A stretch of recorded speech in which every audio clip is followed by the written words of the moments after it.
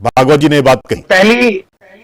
पहली बात तो ये कोई और कहता है कि किससे मुझे मतलब नहीं, लेकिन हम आप जहाँ पे बैठे हैं हम इस बात को सोच समझ के बैठे हैं कि माननीय मोहन भागवत जी किसी राजनीतिक दल के व्यक्ति नहीं है। मोहन भागवत जी कोई राजनीतिक कार्यकर्ता नहीं है। माननीय मोहन भागवत जी इसके ऐसे महापुरुष हैं जो ऐसे संगठन के लिए काम कर रहे हैं जो संगठन इस देश के वास्तविक स्वरूप और संस्कृति का संरक्षण चाहता है जी।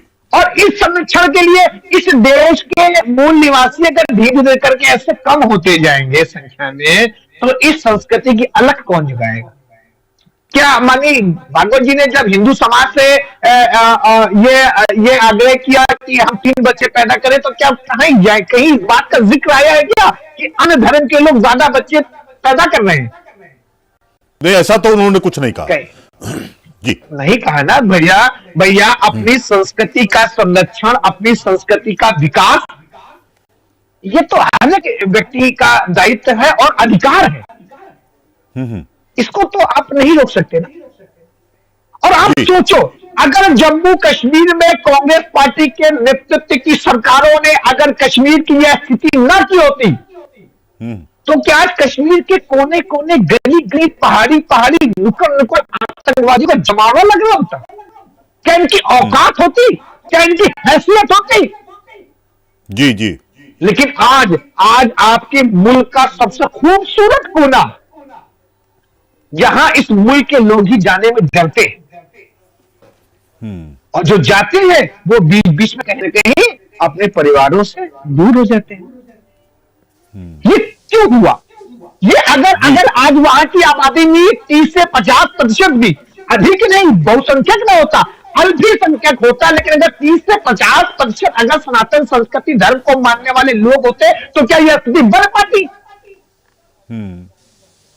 ये आग्रह आवश्यक है समाज के बीच, समाज को, क्योंकि आप एक चीज के संरक्षण के लिए प्रयासरत है। उस संस्कृति को, जिस संस्कृति ने विश्व में अपनी अमिट छाप बनाई है, उस संस्कृति को जो समाप्त करने का ख्वाब हमारे ही बीच के लोग, इस देश में रहकर लोग राजनीतिक लाभ के लिए जिस प्रकार से उस संस्कृति का नुकसान करने का प्रयास करते हैं, प्रत्येक भारतीय को जागरूक होने की आवश्यकता है। ठीक बात। हम सबको जानना होगा। आप ये बताइए, बंगाल में पिछले विधानसभा चुनाव के बाद वो जो कार्यकर्ता जिन्होंने भारतीय जनता पार्टी के लिए वोट मांगे थे, सिर्फ वोट मांगे थे, वो आतंकवादी नहीं थे, वो गुंडे नहीं थे, वो एक राजनीतिक दल के कार्यकर्ता थे जो अपनी भावनाओं पर उनको जो बेहतर लगा, उन्होंने तृणमूल कांग्रेस को छोड़ के भारतीय जनता पार्टी को कार्यकर्ता के रूप में चुनाव आया। टीएमसी चुनाव जीत जाती है। उसके बाद टीएमसी उन लोगों के साथ क्या करती? क्या वो भारतवर्ष के लोग नहीं थे? क्या वो हिंदू समाज के लोग नहीं थे?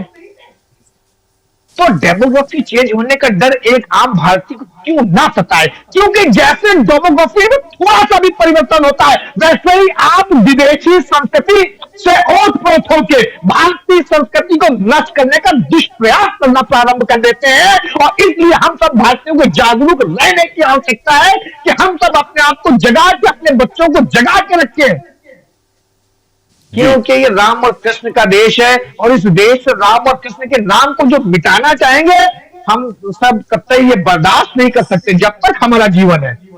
हम अपना प्रयास करेंगे तो अपने बच्चों को इन प्रयासों के लिए मानसिकों को तैयार करके जाएंगे इस दुनिया से। मैं फैसल साहब आपके पास आता हूं। होंगे इंशाल्लाह। ये कहने वाले लोग अगर भारतवर्ष की शिक्षा पाने का लाभ ले रहे हैं, तो जूते मारो इनको, भगा इनको इस देश से। फैसल साहब आता हूं आपके पास। डॉक्टर साहब, बहुत सारी